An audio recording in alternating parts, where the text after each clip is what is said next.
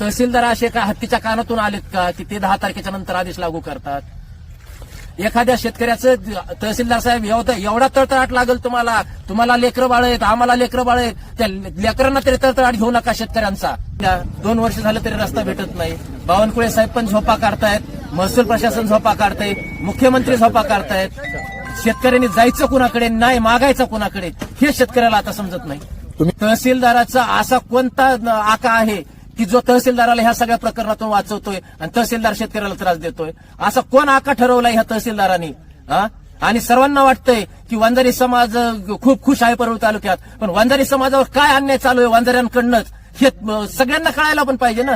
आज सकाळपासून मला जवळपास 50 मराठा समाजांचे फोन आले की साहेब वंजारी समाजाचे आहेत तुम्ही, तुमच्यावर असा अन्याय चालू आहे का?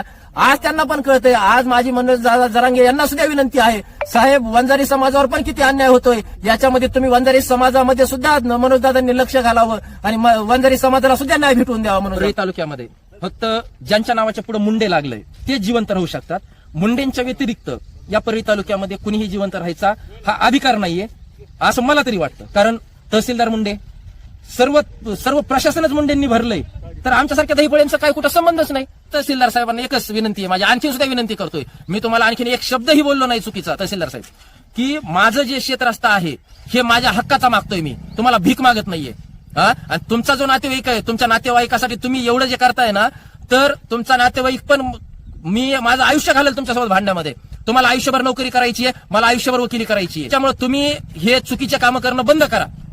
तुमचे जुने ज्या ठिकाणी तुम्ही होते कार्यरत त्या ठिकाणचे पण सगळे प्रकरण माझ्याकडे आलेले, तुम्ही तिथं काय काय केलं काय काय नाही ह्याच्या सहित मी पूर्ण माहिती घेतोय.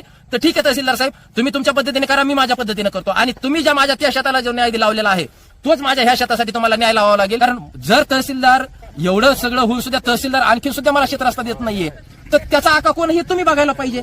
मी कसं सांगणार त्याचा आका कोण आहे, कुठं बसलेला आहे, काय करतोय?